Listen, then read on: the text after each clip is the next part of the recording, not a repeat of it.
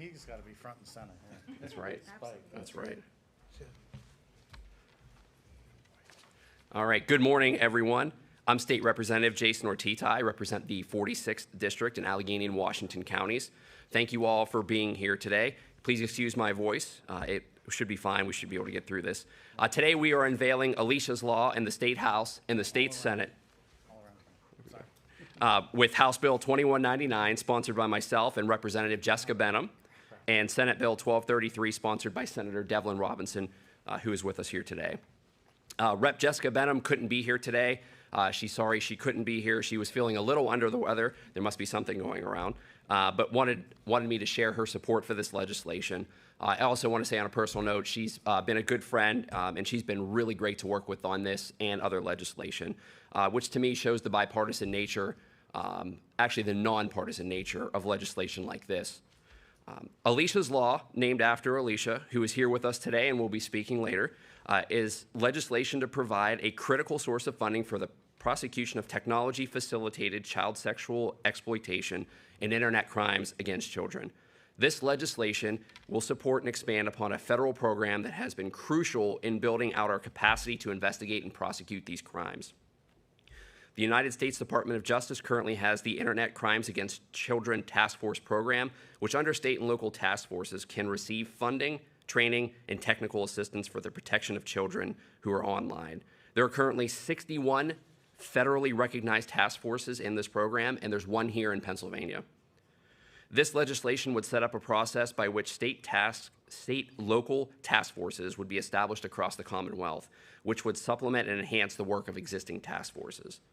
So I want to thank Lena Hanna, who you will also hear from a little bit later, and is also a constituent of mine and Senator Robinson, for bringing this issue to my attention and for introducing me to Alicia. I've been a dad for the last 3.5 years. I have another little girl coming in a couple of months. And this really has provided me a different perspective from previous, which really lights my passion for this particular piece of legislation. And I'm starting to hear and see, after talking to local police, that these incidents are happening more and more, and they're increasing over time. They're not decreasing. And with that said, we need to do more to protect our children from online predators. And this legislation is a really strong start to that. We've seen that in other states, and we need to bring it here to Pennsylvania. But with that, I'm going to turn it over to Senator Devlin Robinson. Thank you, Representative Ortitay. I'm going to thank you for allowing me to be here today and for introducing me to this to this problem that is becoming such a growing problem in our society. And I'm proud to prime sponsor the Senate Bill 1233, which will protect children from internet predators and child sexual exploitation. We all agree that it is absolutely imperative to keep our kids as safe as possible, especially when the online world is forever evolving and constantly posing new threats. Our law enforcement agencies must have the necessary resources to address the alarming rise of internet crimes against children, and this legislation allows us to take a proactive step to provide this. Under this legislation, task forces would be established across the Commonwealth, which would supplement and enhance the work of the existing federal Internet Crimes Against Children Task Force program, under which 61 task forces nationwide receive funding, training, and technical assistance for the protection of children online. One of these currently operates in Pennsylvania. I'm glad to partner with my colleague, Representative Ortitay, who is taking the lead in the House. The parents and children who unfortunately have stories to share, Lena Hanna, law enforcement, and especially Alicia herself, who survived horrendous crimes at the age of only 13 and spent many years tirelessly working to make sure this doesn't happen to anyone else. Together with our bipartisan and bicameral efforts, I am encouraged that Pennsylvania can be the next state to establish Alicia's Law. Thank you. And now for Detective Sergeant Baylock from Luzerne County. And Sure. Spike. My name is Detective Sergeant Charles Ballo with the Luzerne County District Attorney's Office. Been an ICAC member for 16 years And I can tell you that this is a necessity, this bill, to be passed. We are way underfunded, and the money is desperately needed, not just by Luzerne County, but every county throughout the state of Pennsylvania. Unfortunately, our ICAC commander, Ken Bellis, couldn't be here today, but I can tell you that on his behalf, he fully is supporting this bill on behalf of everyone at the Internet Crimes Against Children's Task Force for the state of Pennsylvania. Unfortunately, we have over 21,000 cyber tips which investigators are required to investigate last year in 2023. And again, unfortunately, we're going to beat that number this year. This is a necessity. We need the funding. It's extremely important to everyone out there.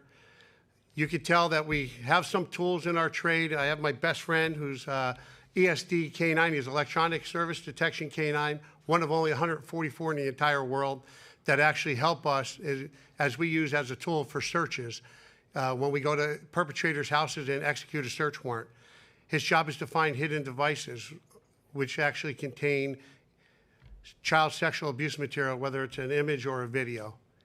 And I appreciate everyone's support, and I'm hoping that everyone here at the Capitol and all of our state reps and all of our senators will actually back this bill.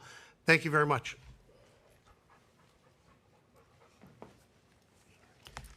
Thank you. And next, I want to call up Lena Hanna. Lena?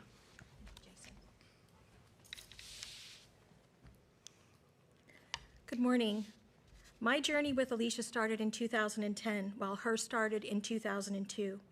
A young slip of a girl whose bravery, courage, and sheer determination got her through a time in her life that was unimaginable then and still unthinkable now. Yet here she was, sharing her story with upper and middle high school girls that were barely much younger than her, every time sharing her truth and trauma so others could be wiser and safer while educating them on the horrific dangers that an online predator could bestow. As a mother of a daughter and 2 sons, I couldn't even begin to comprehend the overwhelming fear and pain that she had experienced and her family had endured secondhand. Today, 20 years later, she continues this never-ending journey to save children and their families, to show she is a survivor and not just a victim, someone who commands the room with her passion and compassion and inspires students. This past month, she presented again at my local high school, this time to all students, but sadly with the same message, only 1,000 times more frightening. You see, in 2010, the internet was in its infancy stage. The big social media networking site at the time was MySpace. And in 2024, it is nearly impossible to name all the social media platforms that our children have access to. Keeping children safe was our priority back then, and it is still our priority now. We must be the voice for those impacted by these horrific online crimes and those who may fall victim in the future. We are the line of defense.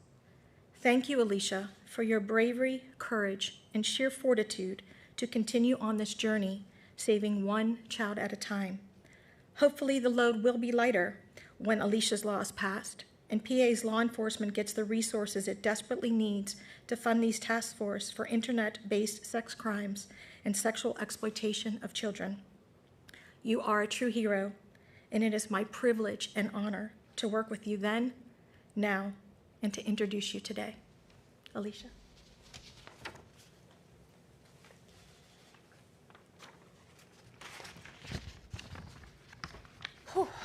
Hello, I'm Alicia Kozak, namesake of Alicia's Law, and I stand before you not just as a survivor, but as an advocate and a voice for every child who has faced or will face the horrors of online exploitation.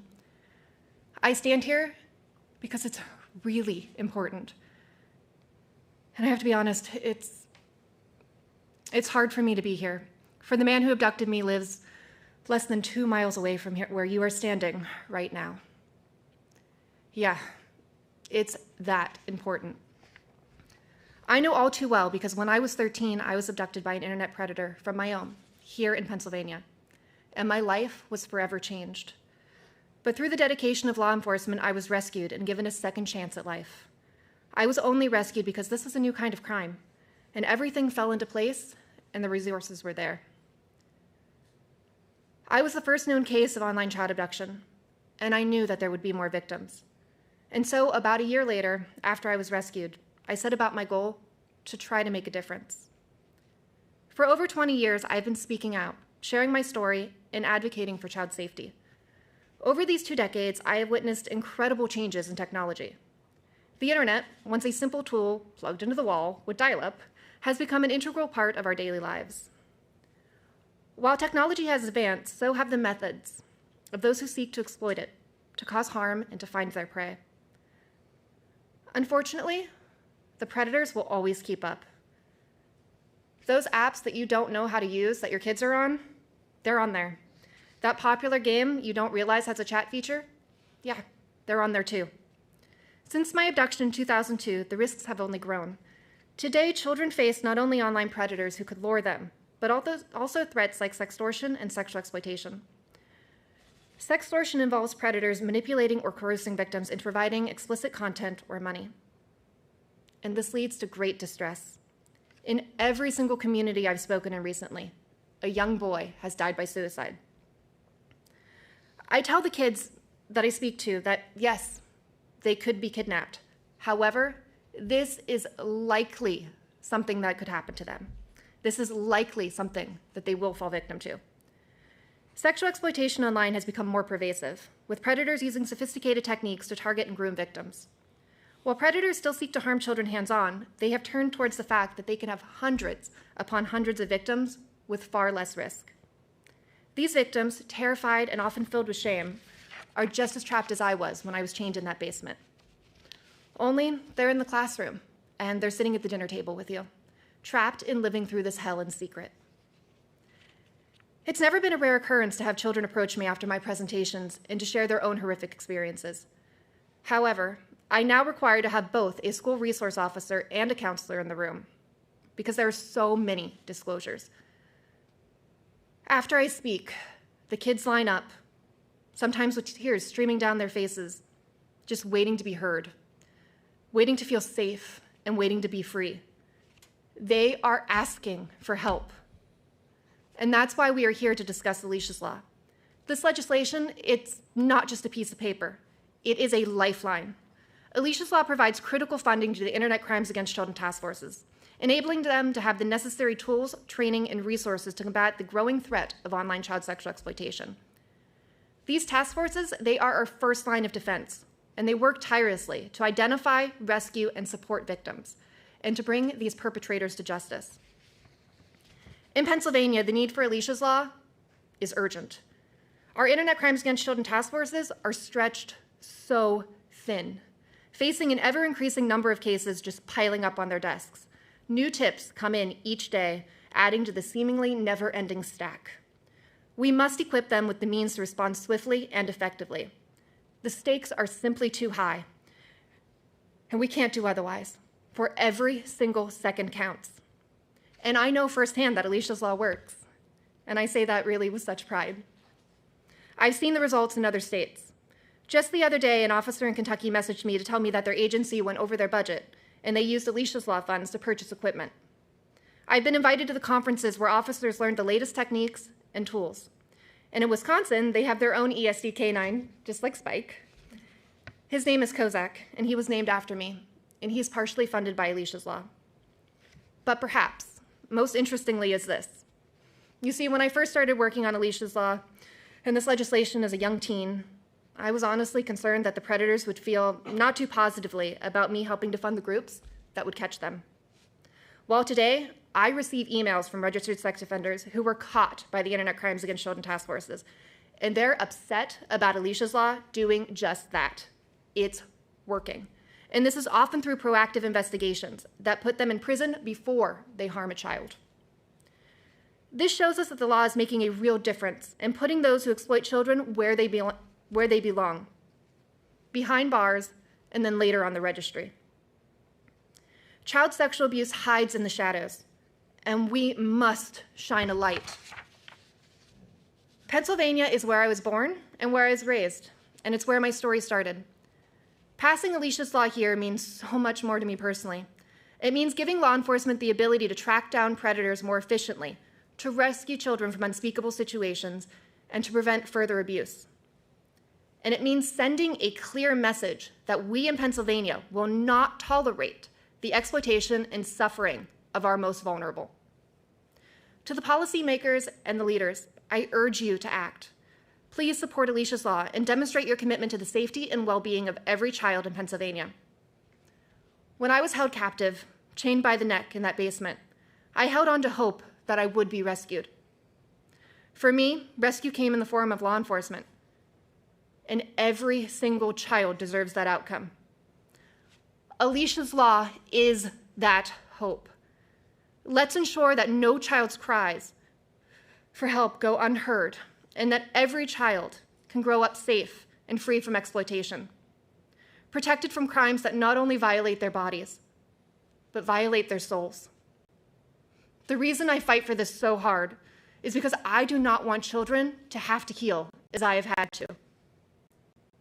Together, and it has to be together, we cannot do this alone.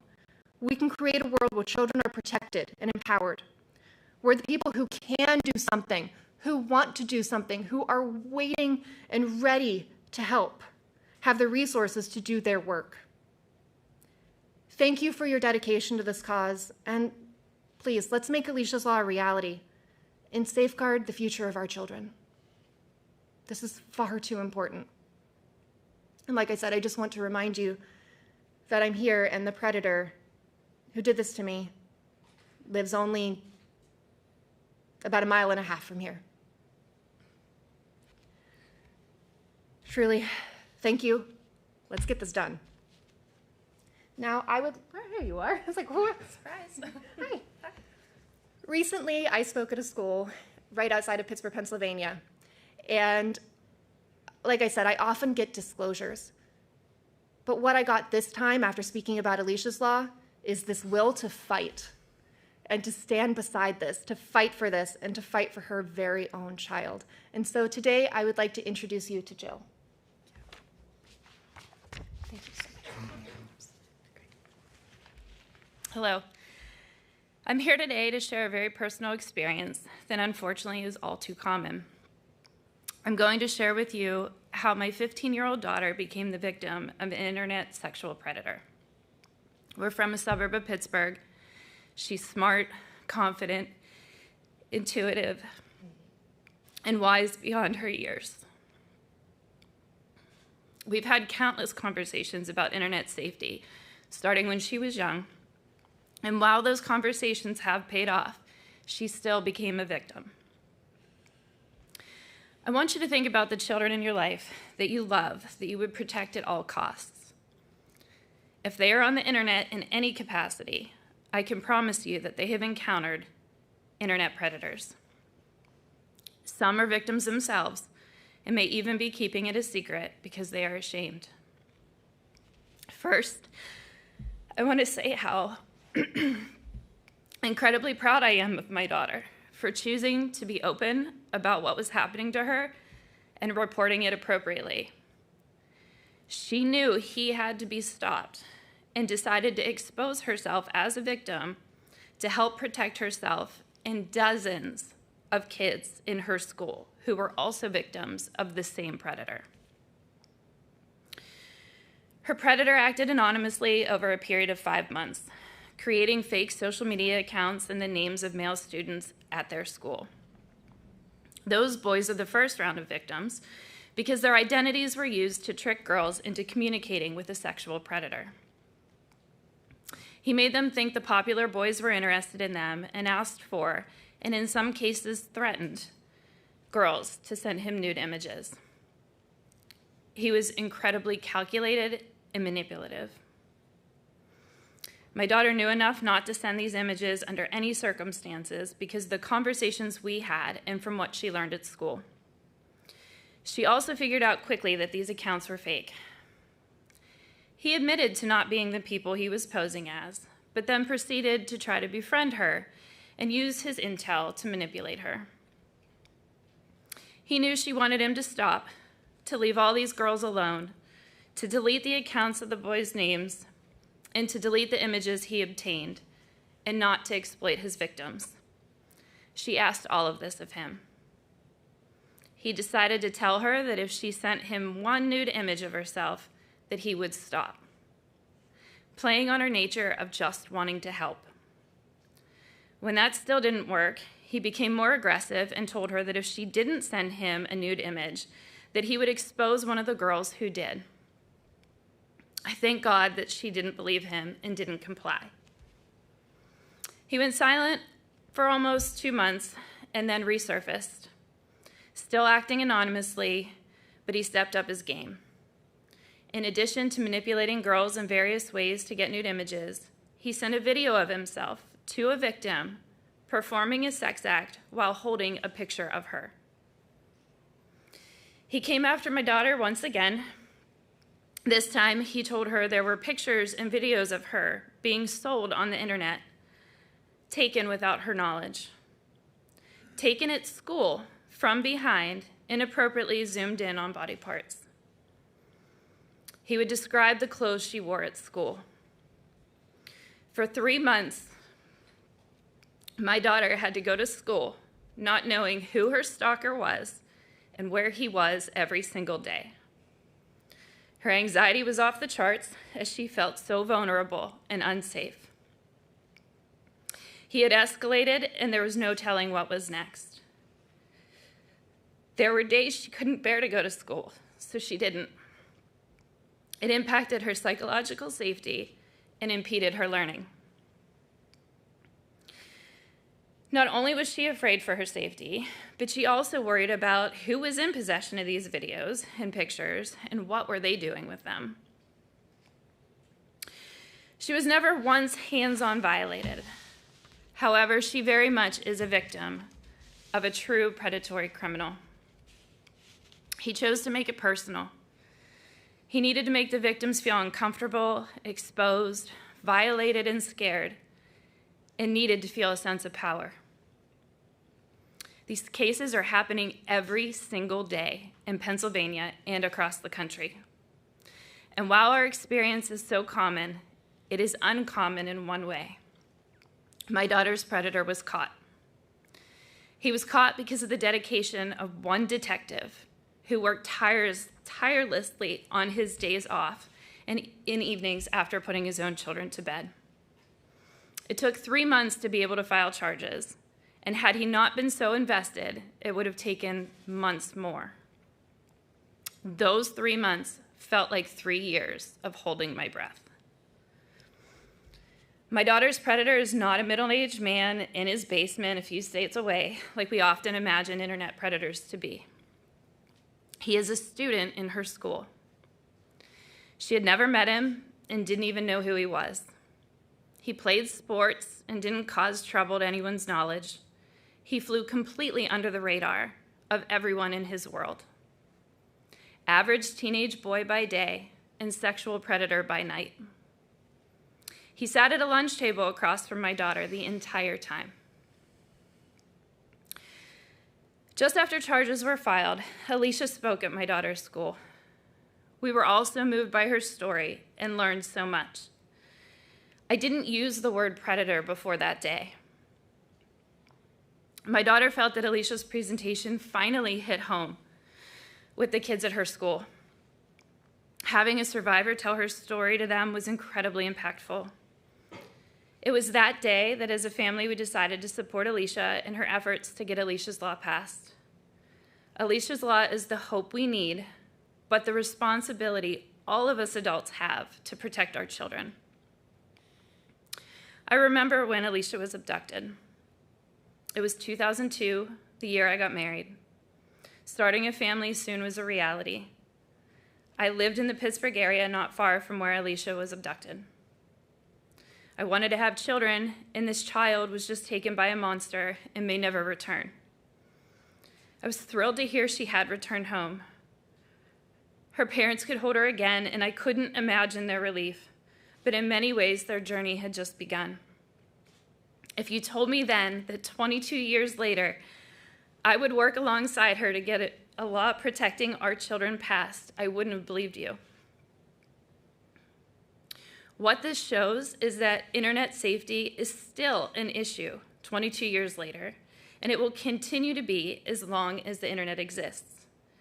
It gets more complex as technology becomes more sophisticated, and now AI is becoming more prominent. Our resources need to keep up with the demand and the sophistication of these predators. Schools and parents are working hard to educate children on how to report internet predators, and we need to ensure that the state of Pennsylvania has enough resources in place to keep them safe by properly investigating and prosecuting predators who use the internet to harm our children. I implore you to vote yes for Alicia's Law. Thank you.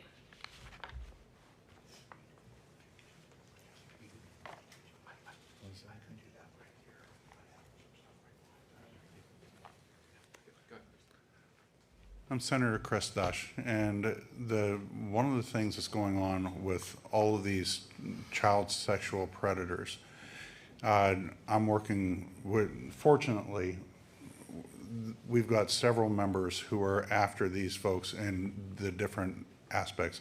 Senator Ward, over in the Senate, Senator Ward's got the language to change child porn to child sexual abuse material, so that the courts actually start taking this stuff as seriously, and the prosecutors. We need to make those changes. There are changes that a couple of bills that we just recently passed. I was one of the prime sponsor on one with the human trafficking, the abduction of these children, and the use of them by these predators, and organized crime. You know, this is passing drugs, because you can sell a child or a child's image over and over and over again, where with drugs, you have to, the dealers have to go out and go through a supply chain and get more. So, Jason, Devlin, thank you guys for leading on this part of this, and Alicia, God bless you, because it's the survivors that are going to change the story. Thank you. Thank you, Senator Dush. I think we're going to do a little demonstration now with Spike. Chaz, if you're... Yeah, we're ready. Yeah, go ahead. Next here.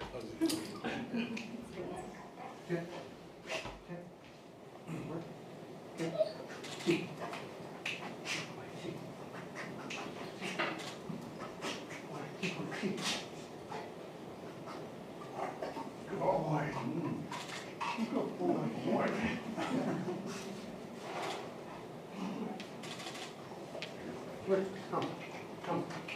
Keep on. See.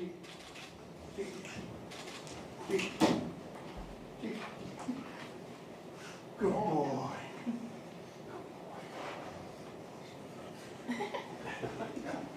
Good boy. So I do have some more stuff that I did down here, which I think is the real stuff that we actually found. And I think for all of you and people that are going to help pass this law should see what Spike does and how easy people will hide things. Leave it. Come. I want you to, I'm going to blow your minds and how easy the people that we go after and arrest every day will hide things. They'll go to hide what they actually get when they get sexually explicit images of minors. Come.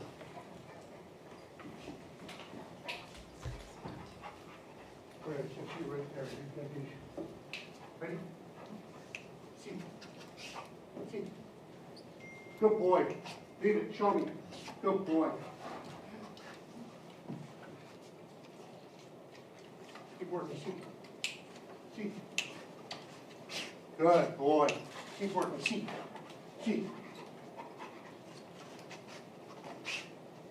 Keep working. Good boy. Good boy. Leave it. Show me. Good boy. Good boy.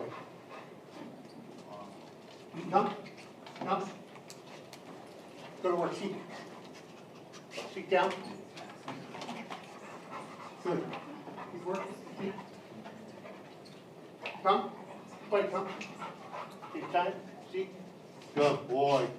Keep working. See. Good boy. Give me. Good boy. Good boy. Good boy. Let's keep working. Cheek. Cheek. Cheek up. Keep working. You got it. You got that one. Keep working. Good boy. Come, cheek. Good. Good boy. Cheek up. Good boy. Show me. Good boy. Show me. Good boy.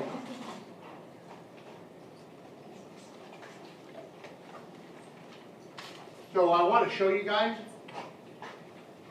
This goes through metal detectors, goes through airport security.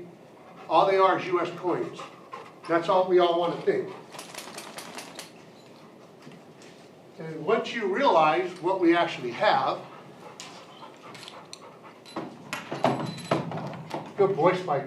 Leave it. In reality, what you have is thousands of images and videos with a microchip. All that is a micro SD card that investigators will miss every day. If it weren't for the funding, we're not getting dogs like this to help all the ICACs throughout the country. And I forgot to tell you all, out of 61 ICAC task forces throughout the country, we are number 8 in the highest with cyber tips from the National Center for Exploited Children. We need the funding. And this is a perfect example how far they'll go to hide what they call is their gold. So for me, I love having that dog. I love being part of ICAC. I've been doing it 16 years. It's the most rewarding job I'll ever have in my career. 33 years in law enforcement, the last 16 have been the best. Arresting these people that are sexually exploiting people that we have. And you're right, it happens every day. People in our society have no idea. I see it every day. I see it every day. I know victims that have been through the same thing, the stories that we heard today. It's not just these two. There's thousands. We need the support. Thank you very much, everyone.